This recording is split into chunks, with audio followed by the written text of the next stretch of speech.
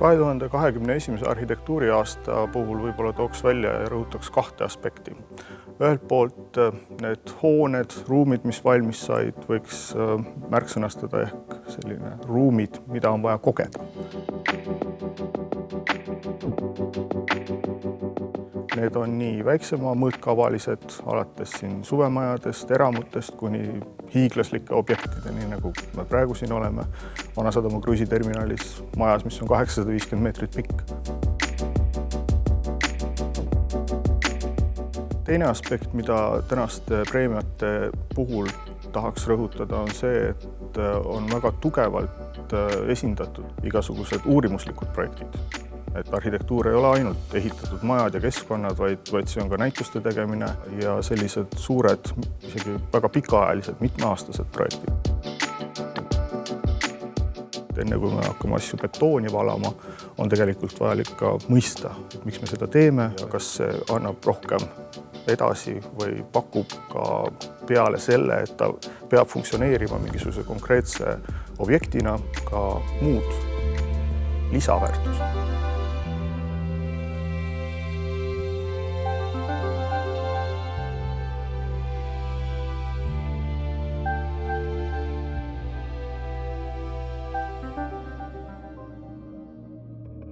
Vanasadama kruiisikai ja kruiisiterminali näitel saame rääkida üle aastate taas Tallinna kesklinna avamisest merele. Ma julgeksin kruiisiterminali ja seda kruiisikaid võrrelda vast siis Tallinna linnahalliga. Seda on võimalik kasutada avaliku ruumina. Toona nõukogude aja kontekstis oli see midagi täiesti erandlikku. Paraku peab ütlema, et ka siin selle taasiseseisvunud Eesti aja kontekstis on see jälle midagi erandlikku.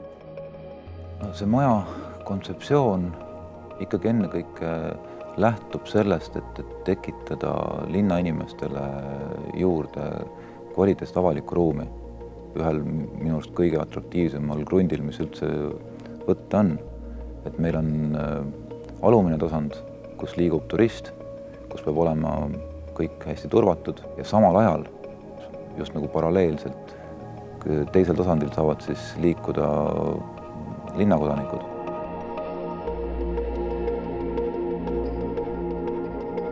Me oleme seda väga pikalt teinud, vist 7 aastat on kogu see protsess kokku kestnud, et selle aja jooksul me oleme ka tellijaga väga palju mõelnud, et see lähteülesanne on olnud väga avatud, et me oleme nagu mõelnud, et mis on praegu tollitsoonid, mis nad tulevikus on, kuidas need turvaalad võiksid muutuda, et kogu see hoone ja see struktuur pidi olema nagu väga-väga paindlik.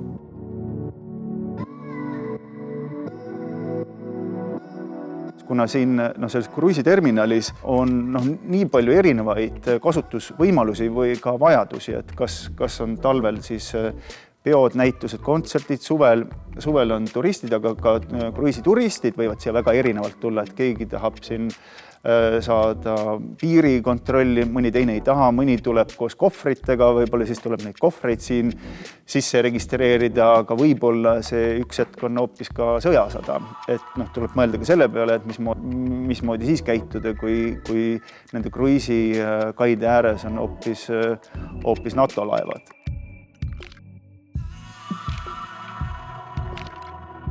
Selle struktuuri või hoone puhul ongi kõige olulisem asi, mida inimene tajub katuse tasapind. See loodemuul oli muidu täiesti tühi asfaltväli, aga mis siin oli väga pikas ulatuses ajaloolist kaitse all, muinsuskaitse all kindlusmüüri. Ehk me kasutasimegi selle kindlusmüüri ära, et kogu see tänava tasapind või promenad on tegelikult tõstetud selle kindlusmüüri peale. Seda promenaadi või maastiku kavandades oli see, et see ei muutuks liialt üksluisuks, et tegemist on ikkagi kilomeetrise jalutuskäiguga, mida tuleb läbida 2 korda.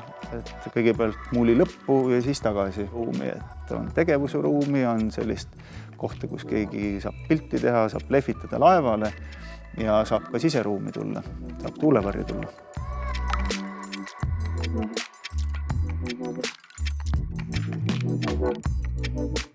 Kruiisikai ruumikogemuse muudab minu jaoks eriliseks see iseäralik tänavaruum, mis siia loodud on. see tänav ei ole kahelt poolt palistatud hoonete seintega, vaid sa oled justkui tõstetud vee ja taeva vahele. See promenaad, see tänav, see avalik ruum on justkui üks tükk, mis on linnast välja lõigatud ja lihtsalt siia mere äärde tõstetud. Ja seda on võimalik tõesti kogeda ka siin liikudes, et ühel hetkel sa tuled mööda sellist kitsamat rada, mis siinsamas näiteks laieneb väljakuks. Või siit edasi kõndides jõuad sa välikohviku juurde, siis äkitselt tuleb sulle laste mänguväljak ja sealt edasi jalutad juba siis nii-öelda vee kohale edasi.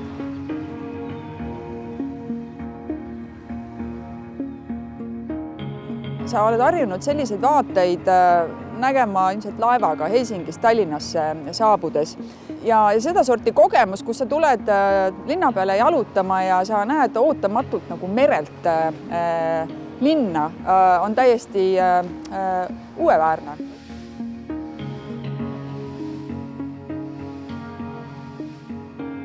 Võib-olla see, et nüüd see kruiisiterminal oma lõpetusega, nagu lõpetades seda mereäärset ala mõnes mõttes siin, et valmis sai, et võib-olla see on niisugune nagu impulss ka edasiseks nagu avaliku ruumi nagu kuidagi arenguks.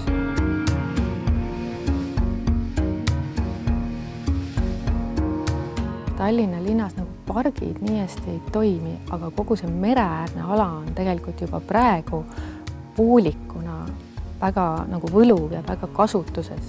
Et mõnes mõttes ma isegi nagu kardan seda, kui kõik täis ehitatakse. Nüüd on oluline see, et selliseid märgilisi või linnarahvale suunatud objekte on ju tegelikult alati suhteliselt vähe, et see põhimass tuleb millestki muust.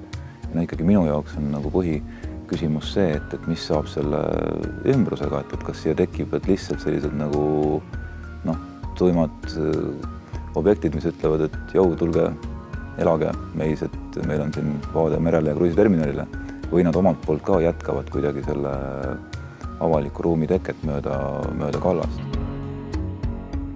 Iga ehitamine on niikuinii keskkonda reostav, et siis minu jaoks ei ole olemas igavikulist kategooriat, mis ei suuda kõigepealt oma kaasajas ennast manifesteerida ja olla selles väga oluline.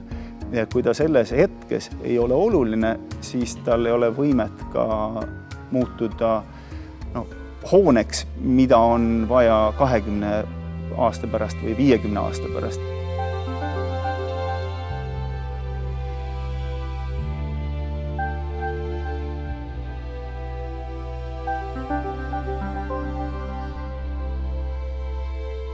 Kui varasemalt on alati hinnatud väga rohket professionaalset sisearhitektuuri, siis see aasta tekkis olukord, kus professionaalset sisearhitektuuri on juba väga palju, mis mingis mõttes on ka suureks tunnustuseks eriala tegutsevatele inimestele. Seega žürii otsustas, et sel aastal on pigem tähelepanu all objektid, kus on proovitud teha midagi uut, midagi teistsugust, midagi, mis üritab kuskilt otsast nihutada eriala piire.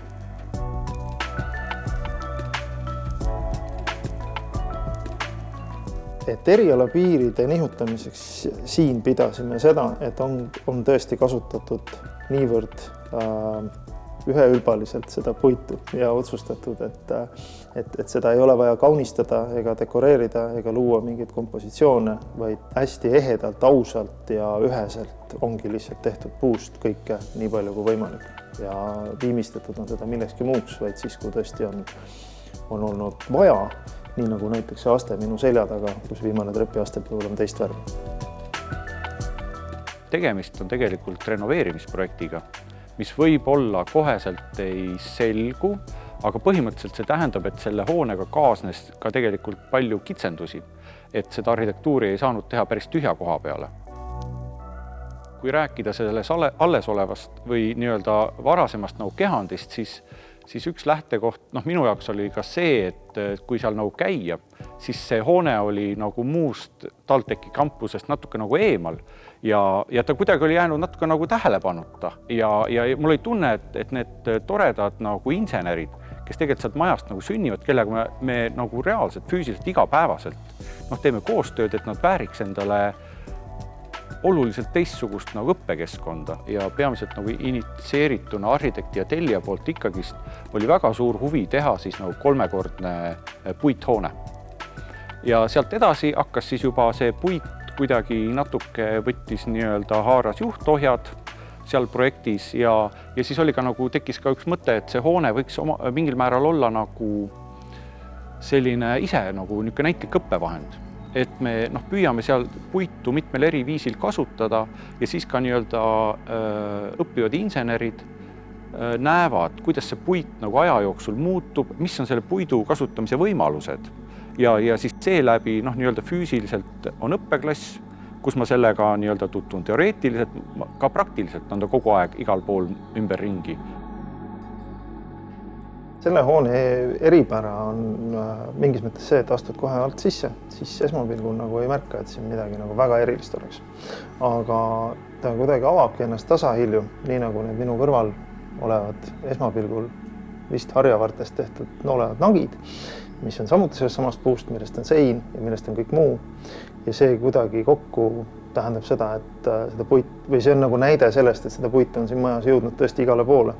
Ja seda on kasutatud ka selliste toredate väikeste detailide puhul.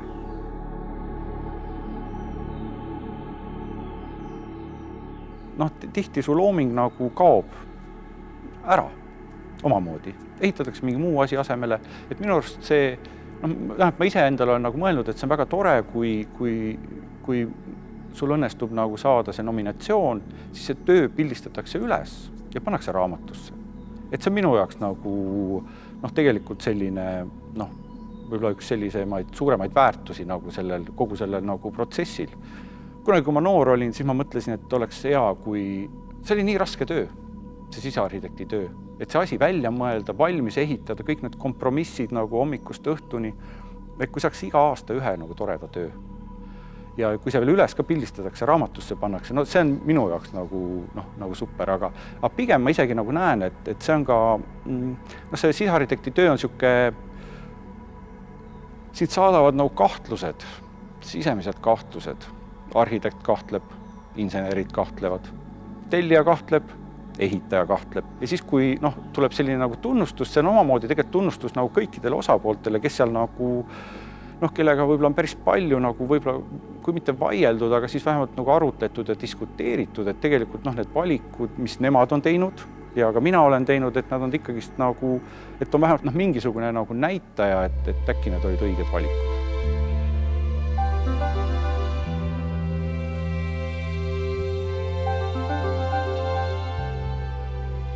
Otsusega taastada ja korrastada mõisa lasteaed on selles mõttes antud panus 2 väga olulise eesmärgi saavutamiseks. Ühtepidi me hooldame ja säilitame ja hoiame oma kultuuripärandit ja teisipidi on loodud siit väga-väga rikkalik ja hea keskkond lastele ja lasteaiale toimetamiseks, mis siis rikastab omakorda nende kasvukeskkonda.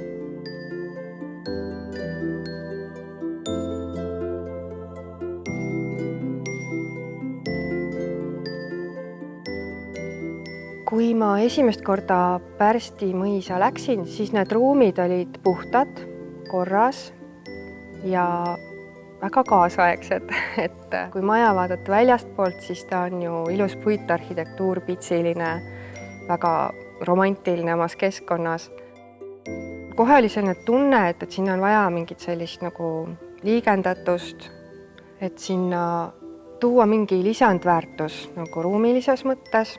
Ja samal ajal enda jaoks oli mul muidugi tähtis ka see, et see mõisalikkus tuua tagasi nendesse ruumidesse.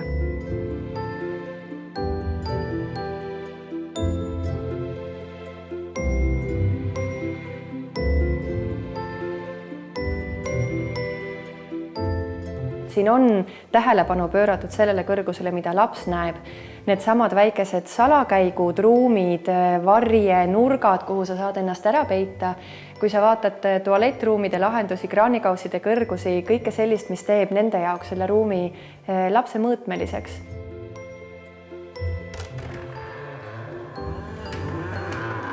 kui me mõtleme väikeste laste peale, nad katsuvad kõike, nad elavad palju füüsilisemalt võib-olla selles ruumis kui täiskasvanu. Puidu, krohvi, tekstiili, naha, erinevate materjalide kasutamine, et need on need elemendid, mille kaudu laps loob oma lood siia ruumi ja tekitab enda seosed ja enda mälestused. Et uuringute käigus leiti seal endiseid uste asukohti, siseakna asukoht, et need 2 asja on nagu mõisa poolt ette antud võimalused. Et see ukse asukoht, seda ei olnud funktsionaalses mõttes vaja, aga siis mul viiski mõte selleni, et aga lastel võiks ju olla seal uks, et nad saavad oma turnikasse siis sealt nagu oma ukse kaudu käia. Mingil määral andis maja ka värvivihjeid, et kuidas ruumide värvilahendus on seal võinud olla, et veidi sinist, veidi roosat, et nii palju meil ikkagi seal seintelt välja tuli, mis andis omakorda nagu õigustuse ja julguse värvidega seal vabalt tegutseda. Mõisa interjööride üks väga oluline osa on olnud ajalooliselt erinevad seinamaalingud ja ornamendid. Siin mõisas ei olnud neid küll säilinud, aga selle motiivi sissetoomiseks loodi ikkagi siis šabloonide põhjal ornamentaalsed seinamaalingud ja nende põhimotiivid on võetud siit samasest mõisapargist ja lähedal olevast loodusest ehk et erinevad taimed, putukad. Mängutoa seinal on putukad, on mesilased ja kiilid. Putukas oma olemuselt on selline toimekas tegelane, kes lasteaeda sobib väga hästi motiivina. Ja see viis, kuidas mustrisse nagu putukad pandud on siiski klassikaline võte, et ta on selline korduv, piiramata pind, liigendatud joontega, et oleks ka see mõisalikkus selle mustri juures. Ja magamistoas on puulehed, tunneb ära tammelehe, tunneb ära vahtralehe, et selline nagu lihtne motiiv, ei ole vaja midagi keerukat, sest lastele on kõige paremini kõnekad just need äratuntavad elemendid. Ma usun, et see mälestus lasteaias veedetud ajast ja kuidas see ruum ka nagu toetas või ei toetanud tegevusi ja enesetunnet selles ruumis. See on lapsepõlves ikkagi väga oluline, et kus keskkonnas sa kasvad, nii nagu kodune keskkond on ju oluline. Et see lasteaed ei tohiks olla midagi kardinaalselt teistsugust. Et see on ju esimene tutvus sellise kollektiivsusega lapsel. Aga samal ajal need sammud võiksid olla sellised nagu mitte suured hüpped, vaid väikesed sammud suure maailma poole, et selline hubasus on ikkagi miski, mis võiks olla saatvaks sel teekonnal.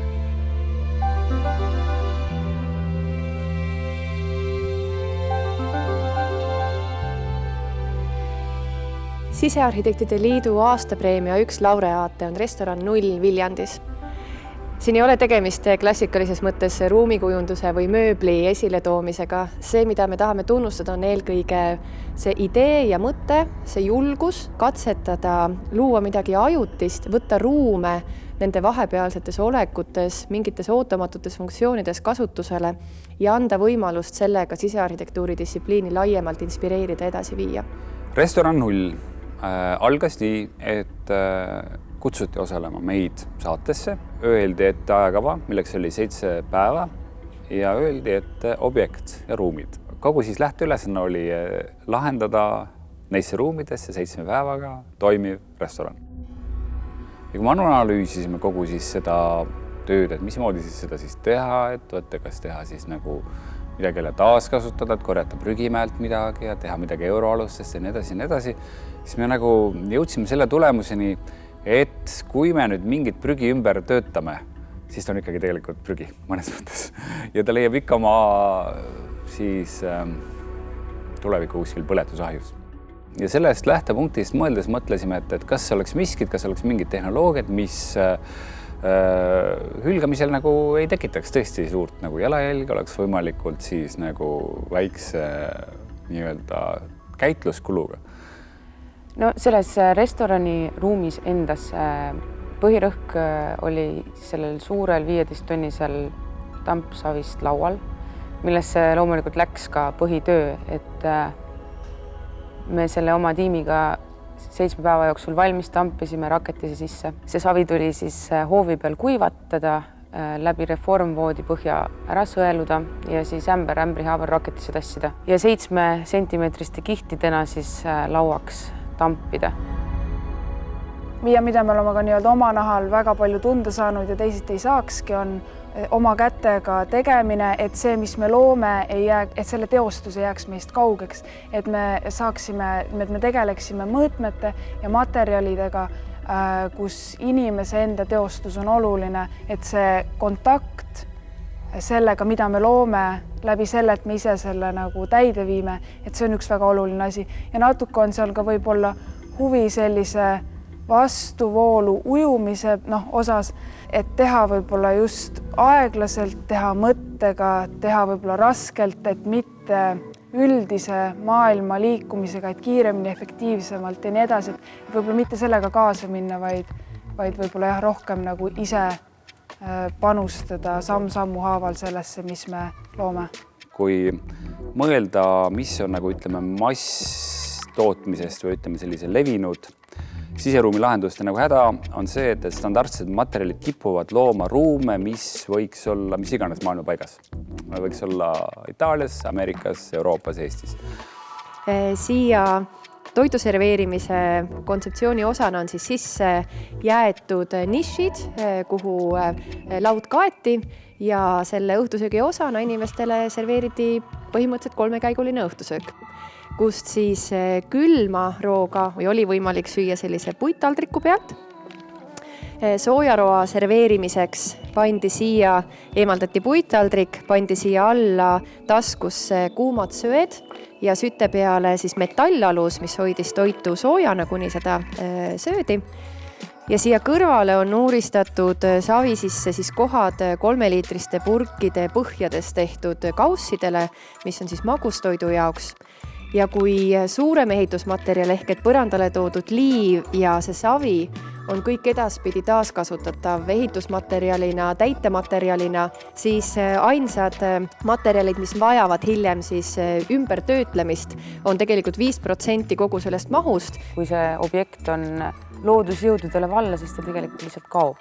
Et võib-olla see oligi selle laua enda selline kergelt poeetiline idee, et midagi nii suurt võib tegelikult täiesti jäljetult kaduda sinna maapinda endasse.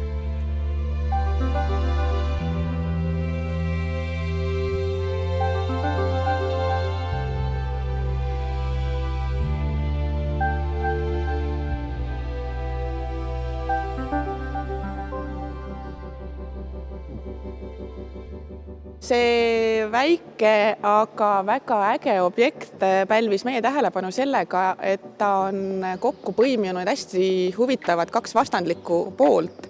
Üks on tehislik ja looduslik ja teine on vana ja uus. See ruum on kerges nihkes igas mõttes keskkond, kus on tegelikult olnud endine tööstushoone, mis tänaseks päevaks on kommertseesmärgil ümber kohandatud, ümber ehitatud, kuid sa sisened sinna galeriisse, see ei ole väga ootuspärane, et keset sellist tööstusmälestist on sul selline roheline oaas.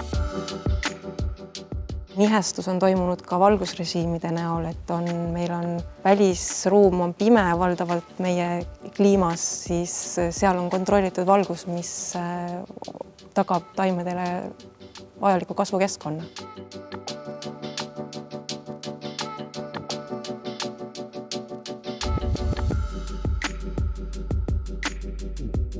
Vaalepargis on väga palju paekivi konstruktsioone. See ongi nagu see põhiline väärtuslik detail, mis Vaalepargis on.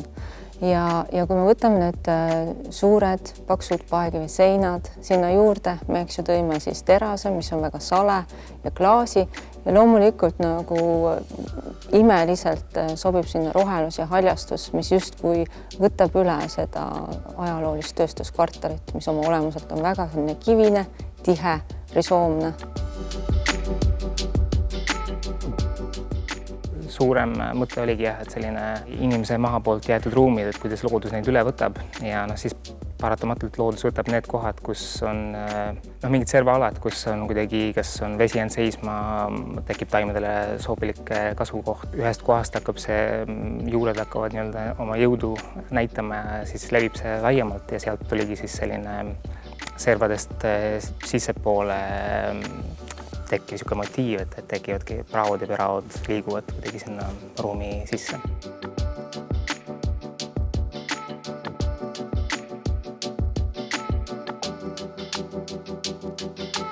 Eestis kiputakse vett käsitlema sellise millegi vastikuna, et see on vihm, mis meile saab pähe. Või siis meil see natukene tüütuseks muutuva purskkaevundusena, mis inimestele väga meeldib, aga arhitektidele mitte nii väga. Siis siin Vaales on see vesi toodud sisse, siia samasse sisegaleriisse, aga ta on jälle sellise natukene metsiku mullega, et ta tuleb samamoodi sellest põrandaplaatide vahelt välja. Ehk siis see vesi on samasugune looduslik element, mis ei ole meile pandud sinna turvalisse plasmassist ümbrisesse solisema, vaid see on midagi, mida me saame kogeda otsesemalt, justkui nagu päris veekogu ääres. Haljastusel on väga hea, kui seal on selline veeelement sees, et hoida seda sellist konstantset niiskust. Hiljem tuli Muinsuskaitseamet, kui seda projekti nägi, oli väga õnnelik, et seal on selline veesilm, sellepärast et seal ajalooliselt, ma saan aru, oli ka siis kuidagi mingi asi läbi jooksnud. Milles Tallinna linnas on suur puudus, on kvaliteetsest avalikust siseruumist, sest meie kliimas me tarbime ju ruumi rohkem sisetingimustes. See on nagu hea näide, kuidas luua ruumi, väärtustades sellega ka seda ülejäänud keskkonda, mis sinna loodud on. Olemasolevate selliste pooleldi mahajäetud piirkondade taaskasutamine on osa säästvast arengust. See asub linnamustris. Meil on olemas kommunikatsioonid, ühistransport, koolid, lasteaiad, poed ja see on osa sellest säästvast mõtteviisist, et me ehitame täis ja tihendame just neid piirkondi. Kui me loome sellisesse linnaruumi neid katkestusi rohkem, neid ühendusi rohkem, olgu see ühendus siis tänav klaasitud laega või siis täitsa vaba tänav, et me saame selle ruumi teha niivõrd palju inimsõbralikumaks ja inimmõõtmelisemaks, et see suurendab kogu selles ümbruskaudse piirkonna elamisväärsust tohutus hulgal.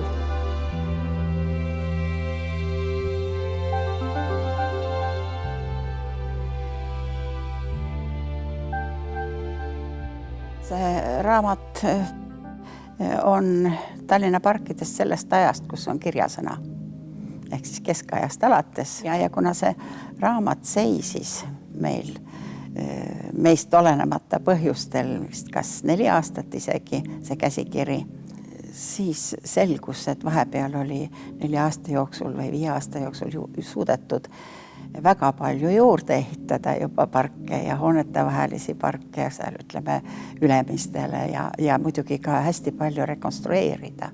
Nii et meil on väga-väga mitmekülgne teave Tallinna hoonete vahelise ruumi kohta. Me proovisime ikkagi käsitleda kõiki neid parke, mis meie jaoks on tavamõistes pargid, aga ka selliseid alasid, kust andmed on keskajast, et sellel kohal on mingisugune lugu jutustada. Siin on palju rohkem muud, kui mis me klassikalisena mõtleme pargina, et me saame rääkida ka randadest, me saame rääkida kohati eraaedadest, puukoolidest. Samuti on Tallinna rohelist keskkonda mõjutanud siis just nimelt erinevad suvemõisad, mis tänapäeval me võib-olla linnas liikudes ei pane tähelegi, et kust need põlispuud ja see vana maastikuarhitektuur meie juurde on ilmunud. Ja eraldi peatükk on siis just nimelt Tallinna kalmistute kohta, mida varem jällegi sellisesse tervikteosesse ei ole suudetud lisada. Ja minu jaoks on selle raamatuga üks suur mõte, et kui me need väärtused parkidel ja selle ajaloo oleme kirja pannud, siis tegelikult hea maastikuarhitektuur on alati ju see, mis säilitab neid olemasolevaid väärtusi, püüab neid eksponeerida ja säilitab selle paiga vaimu. Ja seda paiga vaimu on alati kõige raskem kuidagi tabada. aga ma arvan, et see raamat aitab kindlasti neid väärtusi esile tuua ja paigavaimu mõtestada, kui me järgnevaid parke hakkame rekonstrueerima. Et see meie ajalugu, mis nii paljus tegelikult maastikus näha on, ikkagi säiliks. Roheliste alade osakaal linnades muutub tulevikus kogu aeg üha tähtsamaks. Just sellepärast, et me enamik Eesti elanikke nüüd olemegi linnades ja see loodus ei ole enam meie jaoks midagi, mida me tahame minna kuskilt kaugelt metsast otsima. Me kindlasti lähme ka tulevikus metsadesse ja rabadesse, aga me üha rohkem eeldame seda, et see kvaliteetne roheline elukeskkond on kohe meie elukoha lähistel.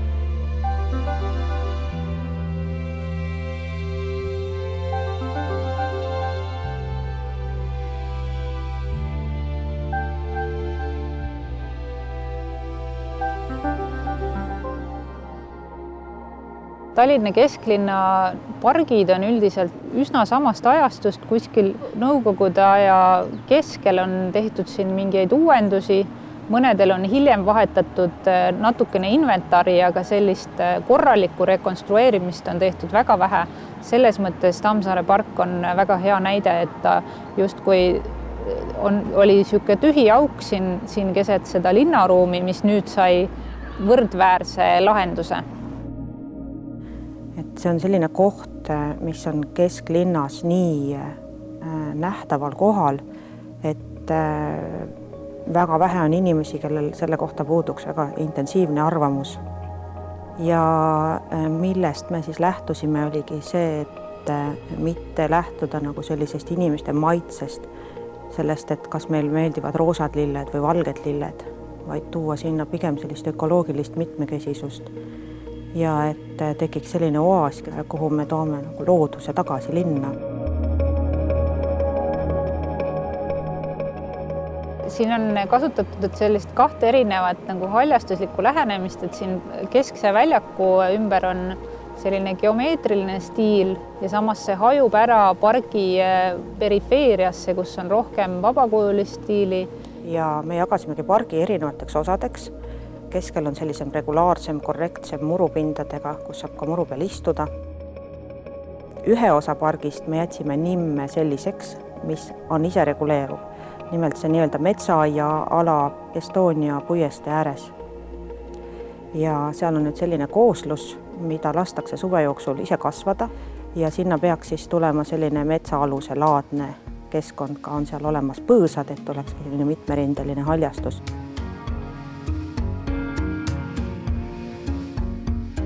See oligi meil selline natuke provokatiivne eesmärk, et mis juhtub, kui loodus ongi meil linnas, et kas me ehmatame ära või siis on see just selline asi, mis meile meelde tuletab, et mis võib-olla tegelikult elus on oluline või mis on oluline keskkonnas kui sellises.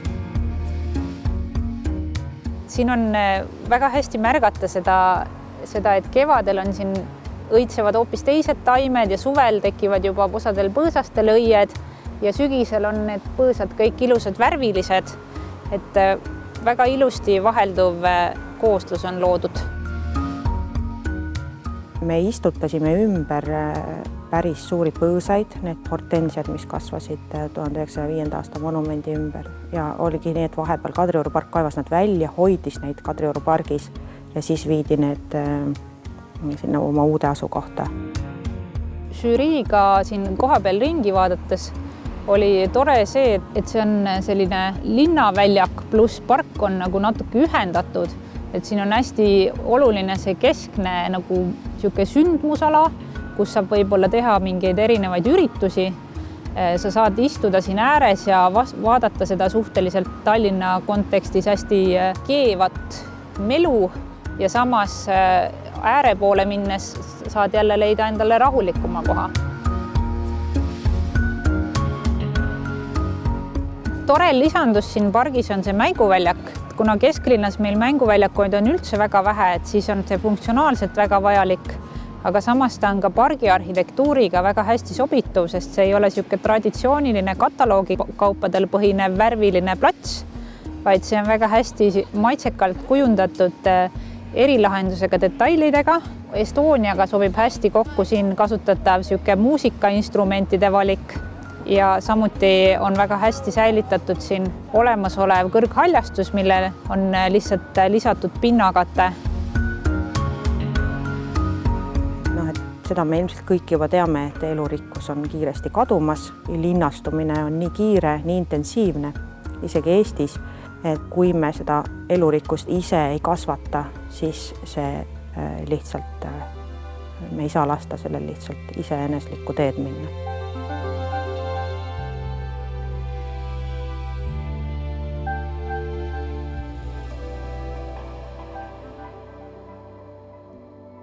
Käärikule, kui me jõudsime, siis see esmamulje oligi, et tegelikult seal on see suur väärtus, see potentsiaal on seal täiesti olemas, et see kompleks on varasemalt välja arendatud, et seal on väga põnev reljeefne Lõuna-Eesti maastik, metsad, Kääriku järv muidugi, kõik vanad, kenad muinsuskaitsealused hooned. Hoonestus ja esimesed rajatised on siia rajatud juba 60-ndatel, 70-ndatel. Maastikuarhitektuuri projekti põhiliseks ülesandeks oligi paigutada uued funktsioonid siia ilusasse Lõuna-Eesti maastikku, sobivatesse asukohtadesse, millega arhitektid on siis ka väga hästi hakkama saanud. Põhiline fookuspunkt on kindlasti peahoonel, hotellil, millest siis laskubki alla kavandatud põnev skulpturaalsem trepp. Edasi hakkab sealt allapoole, järve poole liikudes erinevad pallimängude väljakud, Kekkose saun. Saime äärealade veel lisada kunstmuru kattega jalgpalliväljaku. Olid veel suur staadion, välijõusaal. See ala oli, me vaatasime veel järgi, 26,5 hektarit, 265 000 ruutmeetrit suur. Et see on 10 korda suurem kui tavapärane projekt. Kui tavapäraselt töötame küllaltki detailsel tasandil, see tähendabki kuni rohulibleni, lillepeenrani sisuliselt välja, siis sellise maastikupargi puhul tuleb vaadata hoopis kõrgemalt, vaadelda seda kogu Kääriku küla pildis ja mastaabis alustuseks. Niimoodi on võimalik neid suuremaid olulisi seoseid paremini tunnetada ja hinnata.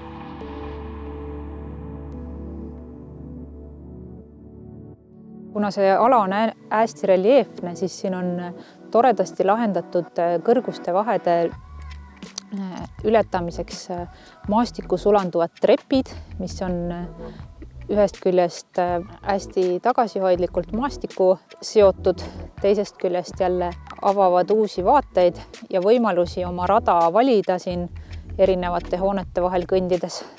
Oligi see mõte, et just, et kui sa seal trepist liigud nii üles kui ka alla, siis sul avanevad head vaated üles liikudes sellele hoonele, aina rohkem see hoone avaneb, see maastik seal ümber. Trepilt alla tulles just võrratu järvevaade. Trepp oleks paik, kus pikemalt viibida, pikemalt olla. Niimoodi siis sai ka trepile selliseid väike platsikesi koos istumisvõimalustega pakutud.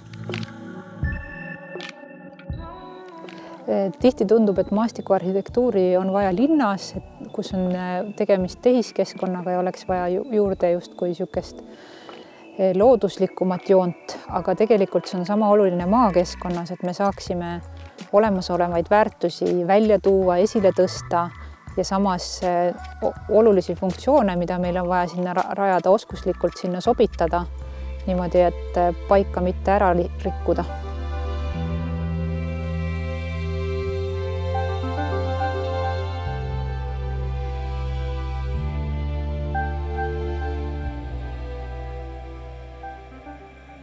See näitus pälvis selle preemia seetõttu, et erinevalt võib-olla tavapärastest arhitektuurimuuseumi näitustest, mis pigem vaatavad kas minevikku, tegeledes siis muuseumikogudega või vaatavad siis kaasaega ja peegeldades siis tänast arhitektuuripilti, vaatab see näitus tulevikku.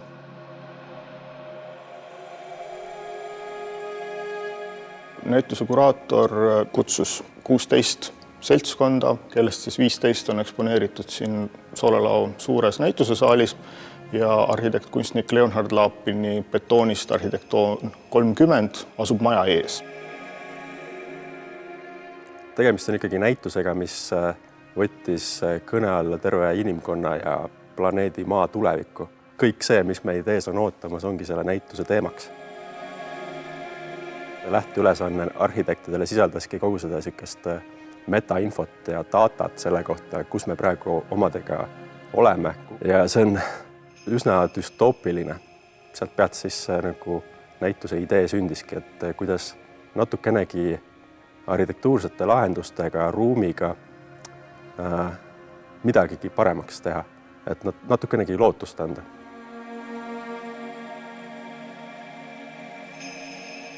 Võib-olla isiklikult tooks välja, et need düstoopilisemad variandid tihtipeale pakuvad ka sellist mõttemängu, et selleks, et tulevik oleks reaalsuses selge, tuleb tihtipeale mõelda ka väga tumedates toonides.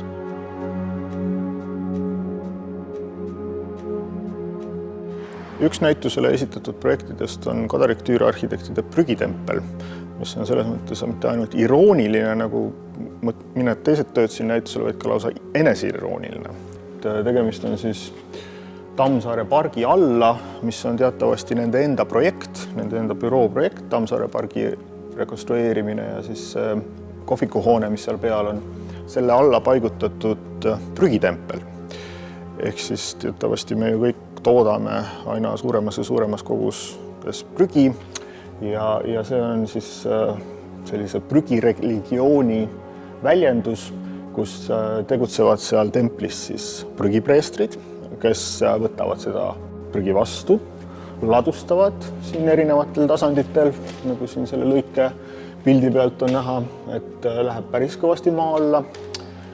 Ja siis pärast teatud rituaalide läbimist kodanikud, kes on sinna siis prügi viinud, saavad jälle puhastunud, värskendunud ja pattudest puhta oleku ja näiteks võivad siis minna kõrval olevasse Viru keskusesse, mis siin Viru hotelli kõrval on, jälle uute asjade järele.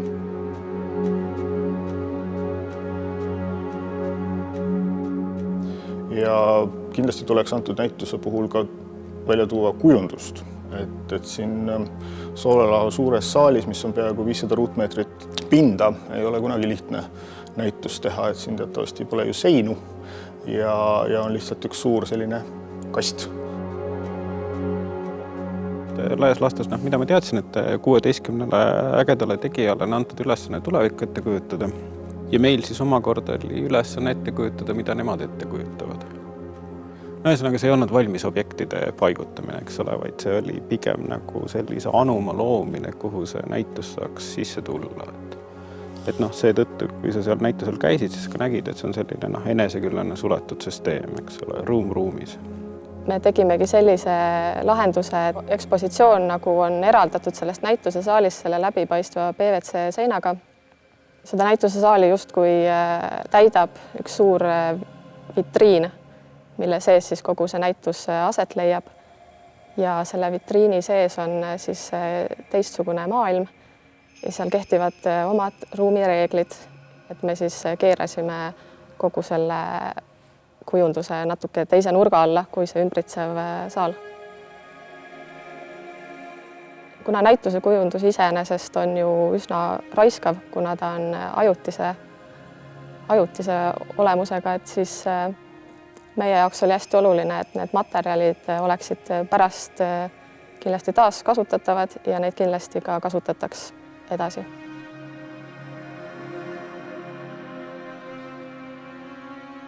Majad, mida me vajame, on arvestavad ja mitte ülbed. Ma arvan, et ülbust on hästi palju arhitektuuris ja linnaruumis. Tõesti uskumatul kombel aastal 2022 veel ehitatakse täiesti jõhkraid linnaruume, kus on mingi 100 meetrit klaaspinde või mingit peegeldavat metalli. Majad, mida me vajame, on ikkagi inimmõõtmelised ja igatahes nagu maailma parandavad või ma ei mõtle maailma nagu mingit suurt tervikut, vaid kas või mingit väikest jupikest linnaruumist juba sellest oleks nagu palju abi. Arhitektidena ma arvan, et me püüame iga projektiga pisut maailma parandada. aga näituse kujundamine annab selleks võib-olla see hea võimaluse, sest et mulle tundub, et need inimesed, kes näitust teevad ja need külastajad, kes seda vaatama tulevad, et neil on kuidagi samad eesmärgid. Et näitus on ju selline elamuste ja ideede ja mõtete vahetamise platvorm. Et kui võrrelda näiteks päris arhitektuursete projektidega, siis seal on tihtipeale väga palju erinevate huvidega osapooli ja tihtipeale see projekti tegemine kujuneb selliseks mammuti liigutamisest ühest kohast teise, et seda maailma parandamist on seal võib-olla kohati raske teha.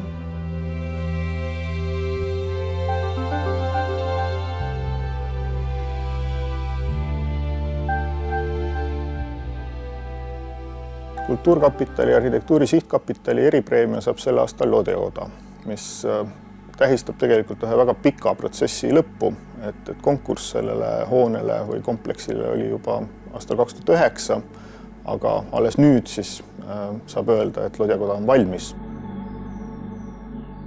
Ma arvan, et kui me 2009 alustasime, siis selle projektiga võrreldes on praeguse projekti maht umbes 20%.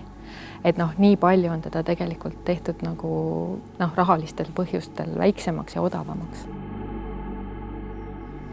See maja 3 objekti, mis seal praegu on, millest see maja koosneb. Kõige suurem neist on suur Lodjakoda koos toetavate funktsioonidega. Siis keskmine on suur varjualune, kus hoida asju. Sest asju on palju, neid on vaja kuskil hoida. Ja 3. on tegelikult saun ja vetelpääste hoone, sest kõrval on avalik rand. See kuju on paljuski selline optika, et ühtepidi ta mõjub nagu tagasihoidlikult ja väikselt, kui sa oled seal lähedal, aga teistpidi ta moodustab arvestades oma reaalselt mahtudega päris pika siukse sakilise hoone frondi.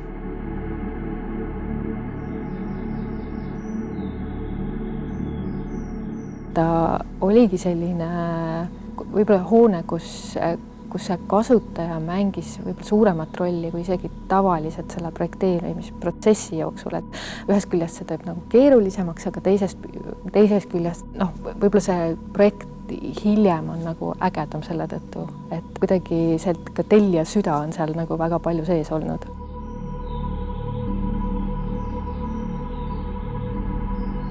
Lodjakoja suure saali üks kõige toredamaid elemente on tammepakkudest põrand, mille Lodja inimesed ise siia ehitajale allhankena installeerisid. Et põrand on meie Eesti tammest, mis RMK käest saadud ja tõesti siin see tammelõhn ilmselt jääbki siia loodetavasti selle maja eluea lõpuni. Lisaks tammepakkudest põrandale on kahtlemata selle suure saali üheks efektsemaks elemendiks need suured uksed siin kõrval. Et kui Lodja inimesed alguses mõtlesid, et piisaks ühest ajutisest seinast, sest neid on vaja ju avada tegelikult siis, kui Lodi on valmis ja Emajõele ujuma panna, et siis ikkagi otsustati lõpuks, et siia tulevad siis lükatavad uksed, mis tegelikult võimaldab avada selle siseruumi välja, ühendada need ja tegelikult ka luua teatud hoopis jälle teise ruumisituatsiooni. See järjekordselt näitab seda, et tegelikult seda maja on võimalik nagu väga mitmekesiselt kasutada ja oma sellistest lihtsatest elementidest kokku panduna on neid konfiguratsioone päris palju. Me peame ehitama vähem, sest ressurssi ei ole, et siis peaks seda tegema eriti mõtestatult ja ikkagi maksimaalselt kasutama ära seda ressurssi, mida pakub sulle krunt, ümbrus, et kuidas seda nagu võimalikult väikeste vahenditega muuta kvaliteetsemaks. Mõnes mõttes ta selles mõttes toimib nagu päris hästi, et ta kuidagi aktiviseerib seda jõerset maastikku ja ta ei ole suletud, sest tegelikult on ju laeva ehitusega tegemist, on ju, et ta oli nagu selline tehniline hoov, siis praegu me ikkagi tajume, et see on nagu olnud õnnestumine, et ka linnarahvas võib nagu sealt nagu läbi jalutada, et ta kuidagi elavdab ja on mingi oluline punkt nüüd selles Emajõe-äärses maastikus.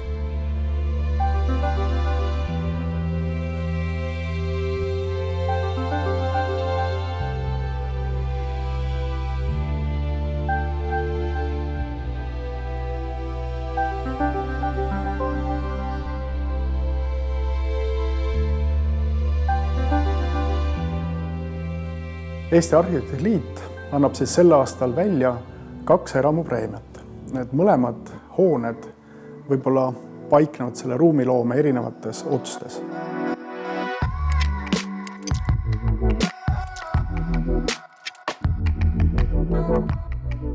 Üks maja, kus me praegu oleme, paikneb Viimsis. Ta on U-kujuline, tal on väga mõnus sisehoov. See U-kuju annabki temale tema raami. Kõik ruumid paiknevad ümber sisehoovi, nii et kogu pere päevakulg on justkui kõigile näha. Ja see, kuidas see hoone ühekordsena pakub ühele perele pretensioonitu ja mõnusa eluruumi, oligi see, mis žürii liikmeid paelus. Funktsionaalselt võib-olla meenutab pisut sellist traditsioonilist talukompleksi, kus siis ümber sellise perimeetri või ringi või ruudu asetuvad siis erinevad pea- ja abihooned ja nende keskele siis jääb selline tuultes kaitstud ja päikesel avatud sisehoov. Justkui vaadates seda hooneplaani, siis ta mõjub terviklikult U-kujuliselt, aga tegelikult on see saun täiesti eraldi hoonena projekteeritud. Oluliseks pidasin sellist selget ja tundlikku lähenemist, et säiliks võimalikult palju olemasolevat metsamaastikku ja puid. Samuti selline laiem teema oli inimese ja looduse omavaheline suhe ja selline vahetu suhe, et hoolimata kohas, kus sa seal hoones parasjagu viibid, siis mustikate vahele pääsemine oleks vaid mõne sammu kaugusel. Ja selleks sobib ka see ühekordne hoonemaht väga hästi.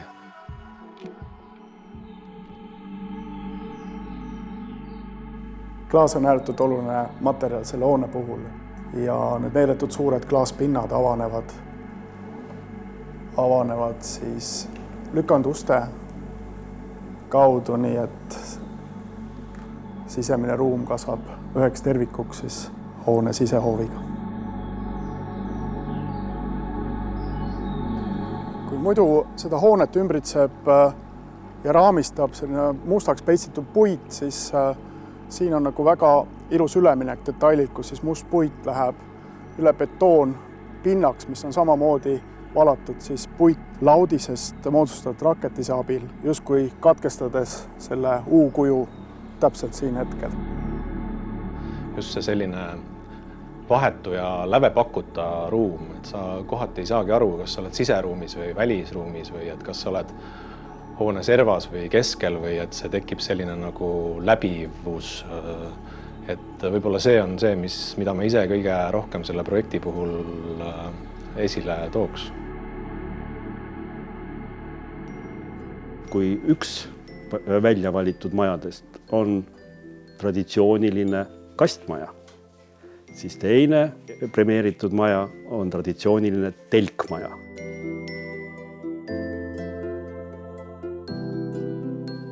Kukuranna suvemaja on ta nimeks pandud, asub Väänajõesuus ja tellija on olnud väga hea. Oleme selles mõttes ise, et me oleme teinud selle maja endale siis hooajaliseks või suveliseks kasutamiseks.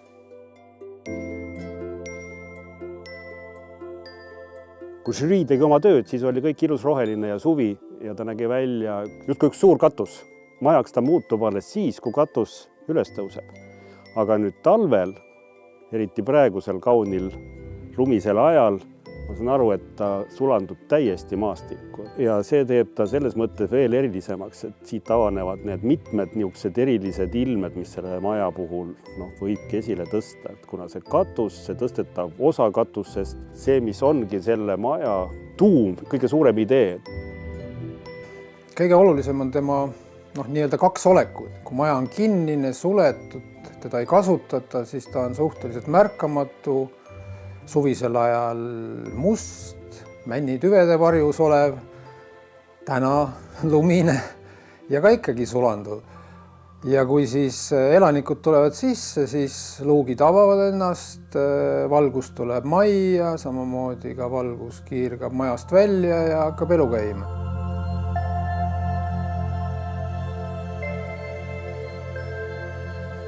Selle maja puhul nagu ikkagi ei saa sõnast eksperiment kuidagi mööda, et kas või see sööstatud puit väljas, mis on traditsiooniline Jaapani maja nii-öelda hoidmisviis, et ta puit ei hakkaks mädanema, oma kuju muutma selles mõttes, et ta kuidagi päiksega hakkab kõmmelduma või pragunema. Et see sööstatud puit on üks niisugune jällegi materjal, nagu on roostes metall, mida tavaliselt inimesed pelgavad. Nad võib-olla vaatavad selle peale ja ütlevad, kui vahva, aga endale nagu ei julge võib-olla ehitada või kasutada seda.